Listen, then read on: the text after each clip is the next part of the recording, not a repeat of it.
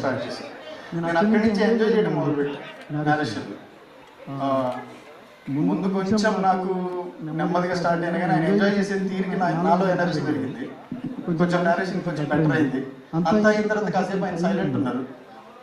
ఆ తర్వాత చాలాసేపు మాట్లాడుకున్నాం కానీ but I enjoy that silence. ఆ కాసేపు ఆ సైలెన్స్లో నేను నాకు కావాల్సిన మాటలు ఎత్తుకున్నాను. ఇప్పుడు రౌడీ జనార్దన్ అన్నది ఇప్పుడు వరకు దాచగలిగేది, కానీ ఇదివరకే ఆ టైటిల్ బయటకు వచ్చేసింది.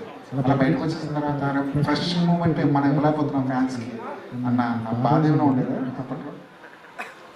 ఒక 2 నిమిషాలు కంగారు పడ్డాను సార్. అది బయటకంటే రాజుగారు రిలీజ్ అది ఎవరైనా చేస్తుంటే బాధపడేవాడేమో. రాజుగారు చేసేసరికి కొంచెం సరే చెప్పారు కాబట్టి కొంచెం అఫీషియల్గా చెప్పినట్టే అనిపించింది. బయట ఎవరైనా చేస్తుంటే కొంచెం ఎక్కువ కంగారు పడుతుండే, కొంచెం అఫీషియల్గానే అనౌన్స్ చేశారు అనిపించింది. బట్ ఇమీడియట్గా తొందరగా ఇవ్వాలనుకున్నాం. కొంచెం షూట్లో పడి కొంచెం లేట్ చేసాం. యాక్చువల్లీ నాకు ముహూర్తం జరగడానికి ముందే ఈ వీడియో ఇచ్చి ఆ తర్వాత షూట్ స్టార్ట్ చేద్దాం అనుకున్నాం. బట్ అప్పుడు కుదరలే. కొంచెం ఇమీడియట్గా షూట్కి వెళ్ళాలనుకోవడం, తర్వాత షూట్ హడావుడిలో పడిపోయి ఇప్పుడు కొంచెం లేట్ అయింది. కానీ మొత్తం మీద ఇప్పటికి కూడా అసలు రౌడీ జనార్దన్ అంటే అర్థమైందని విజయ్ దేవరకొండ ఆయన నోట్లోంచి ఈస్ట్ గోదావరి స్లాంగ్ వస్తున్నప్పుడు ఫస్ట్ విజువల్ మీ కళలో పడి ఉంటుంది. అది ఎలా అనిపిస్తుంది? ఎంత బ్యూటీగా మలచగలిగారు? అది ఒక రోజులో జరిగింది కదా సార్. ఇద్దరం కలిసి మొదలు పెట్టాం కదా. ప్రతి అక్షరం ప్రతి పదం ఇద్దరం కూర్చొని మాట్లాడుకొని ఈజ్ టూ పర్టికులర్, నేను ఎలా మాట్లాడానో అలాగే రావాలి అని ఆయన చాలా పర్టికులర్ ఉన్నారు మొదటి నుంచి. రాజుగారు కానీ విజయ్ గారు కానీ ఒక అక్షరం కూడా వేరేలా రావడానికి ఒప్పుకోవట్లేదు. దానివల్ల నేను కొంచెం ఎక్కువ డిస్కస్ చేసి ఆయన ఎక్కువ నేర్చుకొని, బట్ మీరు అన్నట్టు బ్యూటిఫుల్ మూమెంట్ ఏంటంటే దిస్ ఇస్ సీన్ సినిమాలో 8 minutes కంటిన్యూస్గా మాట్లాడే సీన్. ఫస్ట్ డే అదే షూట్. ముందు వర్క్షాప్ అయింది, అన్నీ అయ్యాయి అని బాగా మాట్లాడుతున్నారు, ఎక్సైటెడ్ ఉన్నాను. బట్ షూట్కి ఒక రోజు ముందే వెళ్ళాం. మేము మహారాష్ట్రలో షూట్ చేసాం. ఒక రోజు ముందే ఆయన సెట్కి మేము అక్కడ వర్క్ చేస్తున్నాం. ఇక్కడ రేపటికి వచ్చి ఇక్కడ ఏ లొకేషన్ అయితే షూట్ చేస్తున్నామో అక్కడ కూర్చొని ఆయన డైలాగ్స్ చెప్పడం మొదలు పెట్టారు. సో ఆ మూమెంట్ అంటే నేను ముందు ఎంత వర్క్షాప్ చేసినా కానీ ఆ మూమెంట్ నాకు షూట్ కంటే ముందు రోజే అది బాగా అనిపించింది. చాలా కాన్ఫిడెంట్గా అనిపించింది. ఏమైతే జరుగుతుంది అంటే ఇందాక మీరు అన్నారు కదా ట్రెండ్ ఫాలో అవ్వాల్సిందే మేము తప్పదని చెప్పి, సో వైరస్ గురించి. బట్ సినిమాలో వర్క్ జరిగింది. జనరల్గా ఫ్యాన్ వార్స్కి కొంచెం దూరంలో ఉంటారు. ఒక ఫ్యాన్ వార్ డైలాగ్ ఉంది. అండ్ ఇంకోటి ఏంటంటే వాడి పదం జనరల్గా చాలా డిస్కషన్ జరుగుతుంది. ఏంటి ఈజీగా వాడేస్తున్నారు ఆ పదం. మామూలుగా అయితే అడిగేవాడు డైరెక్టర్ కూడా డైలాగ్ చెప్పమంటే ఆ పదం చెప్పడానికి ఇబ్బంది పడ్డాడు. సో అంటే ఇక్కడ ఆయన నోటి నుంచి అలా చెప్పడం ఇష్టపడకపోయి ఉండొచ్చు. సినిమా క్యారెక్టర్ బట్టి బిహేవ్ చేస్తారు కాబట్టి సినిమా క్యారెక్టర్ బట్టి చెప్పుకుంటారు. ఇంకా రవి చెప్తే బాగుంటుంది.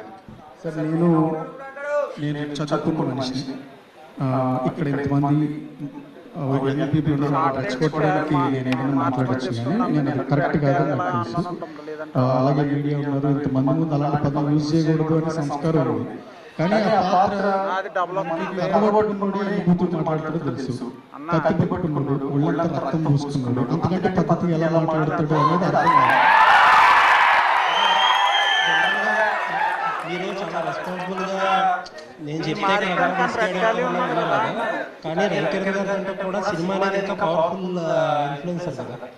లేదు సార్, అది ఇప్పుడు ఆ పాత్ర ఇప్పుడు దేశం కోసం పోరాట పాత్ర ఆయన ఇన్స్పిరేషన్ తీసుకున్నాడు.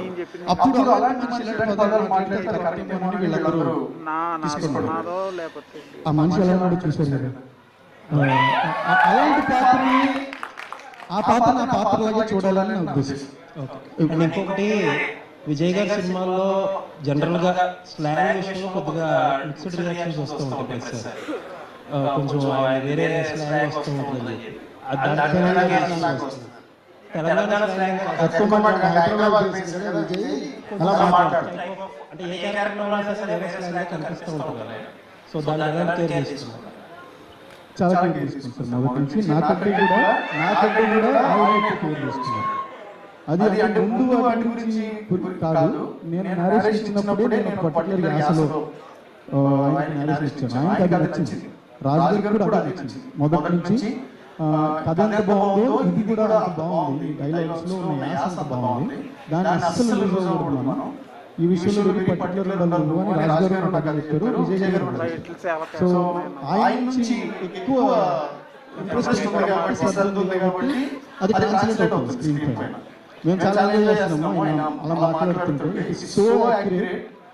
ఇప్పుడే చెప్పడం కొంచెం అడిగి కానీ నేను అక్కడ పుట్టి పెరిగినాన్ని ఎవరైనా యాస వేరేలా మాట్లాడితే నాకు తెలిసిపోతుంది, ఎఫెక్ట్గా అనిపిస్తుంది, కొంచెం ఎక్కించినట్టు అనిపిస్తుంది. కానీ ఆయన మాట్లాడితే చాలా బాగుంది. సార్ మామూలుగా ఇండస్ట్రీకి ఆల్మోస్ట్ కింగ్ అంటారు, దిల్రాజు కాబట్టి కింగ్ అంటారు. సార్ ఎప్పుడు అంటే కొత్తగా తగ్గేదే ఉండదు, బట్ సంక్రాంతి వస్తుందంటే శిరీష్ గారికి నైజాం. సో సంక్రాంతి 5 సినిమాల్లో 4 చెప్పాను, ఓన్లీ రౌడీ జనార్దన్ గురించి మాట్లాడు. నెక్స్ట్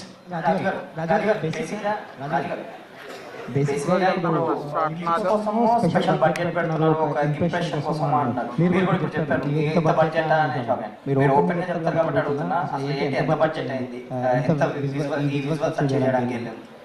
విజువల్ ఖర్చు ఒక రోజు ఖర్చే, ఒక రోజు షూటింగ్ కు మాకు ఎంత స్పెండ్ చేస్తాం అంతే.